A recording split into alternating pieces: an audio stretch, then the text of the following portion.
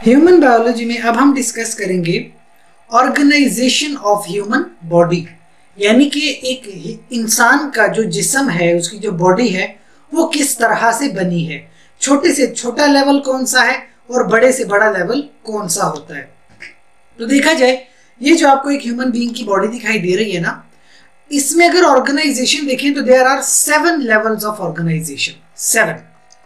एक इंसान को अगर आपने समझना है तो 7 मुख्तलिफ लेवल्स हैं कि आप उस इंसान को स्टडी कर सकते हो। सबसे जो छोटे से छोटा लेवल है दैट इज एटॉमिक लेवल। आपको पता है इस दुनिया का सबसे छोटे से छोटा जर्रा क्या है? एटम है। उसके बाद आता है मॉलिक्यूल, फिर उसके बाद आते हैं सेल्स, फिर टिश्यू, ऑर्गन्स, ऑर्गन सिस्टम्स और 7वां लेवल ऑर्गेनिज्म है। ठीक है, तो सबसे छोटा लेवल होता है एटॉमिक लेवल, यानी क्या इंसान के अंदर एटम्स मौजूद हैं?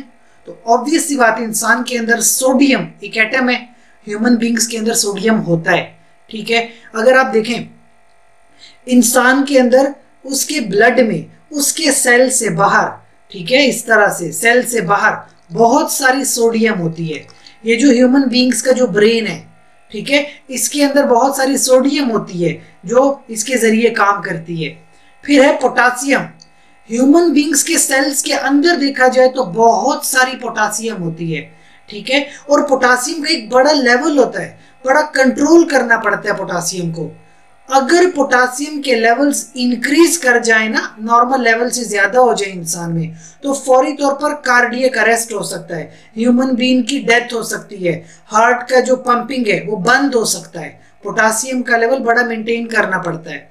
फिर आपके पास कैल्शियम। अब कैल्शियम भी तो एक एटम है ना। कैल्शियम तो आपने बहुत ज्यादा इस्तेमाल होता है रोजमर्रा की जुबान में। हम कहते हैं कि हड्डियों में दर्द हो रहा है, कहते हैं कैल्शियम की कमी है, विटामिन डी की कमी है। तो हमारे बोन्स में कैल्शियम बहुत ज्यादा होता है, हमारे ब्लड के अंदर कैल्शियम होता है। फिर आप देखें हाइड्रोजन। अब ह्यूमन बींग्स में सेल के अंदर इतना सारा पानी होता है। देखिए पानी क्या होता है? हाइड्रोजन से बना होता है। फिर इसके अलावा हमारी जो सेल मेम्ब्रेन्स हैं, हमारे सेल की आउटर लेयर्स हैं, वो हाइड्रोजन उसमें बहुत ज्यादा होता है। कार्बोहाइड्रेट्स होते हैं, कार्बन, हाइड्रोजन, ऑक्सीजन। फिर आ जाए नाइट्रोजन। आपकी जो बॉडी के अंदर प्रोटीन्स हैं, अब प्रोटीन्स तो बनी ही नाइट्रोजन की होती हैं। तो देखिए इंसान का अगर आपने एटॉमिक लेवल देखना है तो इंसान के अंदर बहुत सारे एटम्स मौजूद होते हैं। कुछ होते हैं जो ज्यादा मिकदार में होंगे और कुछ बहुत कम मिकदार में होते हैं। फिर आपके पास है मॉलिक्यूलर लेवल। देखिए छोटे छोटे एटम्स आपस में मिलके मॉलिक्यूल्स बनाते हैं। जैसे कि अगर आप देखें ऑक्सीजन O2 एक मॉलिक्यूल है। कार्बन डाइऑक्साइड क्या है? मॉलिक्यूल है। आप सांस लेते हो, ऑक्सीजन अंदर जा रही है तो ये ऑक्सीजन तो मॉलिक्यूल है। कार्बन डाइऑक्साइड बाहर आता है, हमारे बॉडी कार्बन डाइऑक्साइड प्रोड्यूस करता है, वो बाहर आ रहा है तो ये मॉलिक्यूल होता है कार्बन डाइऑक्साइड। फिर देखें ग्लूकोज इंसान का हिस्सा है, प्रोटीन्स होते हैं, फैट्स होते हैं, कार्बोहाइड्रेट्स होते हैं। ये सारे मॉलिक्यूल्स हैं जो हम ह्यूमन बॉडी के अंदर मौजूद होते हैं। फिर आ जाते हैं सेल्स। अब ये छोटे छोटे मॉलिक्यूल इस तरह से सेल्स बनाते हैं। तो इंसान का जो स्ट्रक्चरल और फंक्शनल यूनिट है वो सेल है। क्या मतलब इस बात का? ह्यूमन बीइंग की जितनी भी बॉडी है, छोटे से छोटा ऑर्गन देख लें, छोटे से छोटा ये नेल देखो, बाल देख लो, टंग देखें, स्किन देख लें, छोटे से छोटी चीज भी सेल की बनी होती है। जैसे कि मैं आपको बताऊं एपिथेलियल सेल्स, ये जो हमारी स्किन होती है एपिथेलियल सेल की बनी है। हमारे अंदर खून होता है, खून ब्लड सेल्स का बना हुआ है। हड्डियां हैं तो बोन सेल्स की बनी हुई है। नर्व सेल्स ब्रेन बनाते हैं। तो सेल क्या होता है? एक ईंट की तरह होता है। जिस तरह एक जो दीवार बनती है छोटी छोटी ईंटों से बनती है, तो इस तरह एक जिस्म छोटे छोटे सेल्स मिलके बनाते हैं। इस तरह बॉडी में मुख्तलिफ तरह के सेल्स होते हैं। फिर है टिश्यू। छोटे छोटे सेल्स आपस में मिलते हैं और ये जो ग्रुप बनता है इन सेल्स का, जो एक तरह का फंक्शन परफॉर्म करते हैं, इसको कहते हैं tissue. A group of cells performing same function is called tissue. अब आपको एक बड़ी खूबसूरत बात बताऊं, ह्यूमन बीइंग का पूरा जिस्म पूरा का पूरा सिर्फ 4 टिश्यूज का बना है। टोटल बॉडी 4 टिश्यू की बनी है। मतलब क्या हुआ? आप इन 4 टिश्यूज को पढ़ लेंगे, पूरे ह्यूमन बीइंग को समझ जाओगे। जैसे नंबर 1 है नर्वस टिश्यू, ह्यूमन बीइंग का जो नर्वस सिस्टम है नर्वस टिश्यू का बना है। फिर है मस्कुलर टिश्यू, ह्यूमन बॉडी के जितने भी मसल्स हैं, स्मूथ मसल्स हो जिसमें हड्डी नहीं होती, स्केलेटल मसल्स हड्डियों के ऊपर जो गोश्त होता है वो स्केलेटल मसल है, कार्डियक मसल जो हार्ट के मसल्स हैं वो, तो इस तरह मस्कुलर टिश्यू।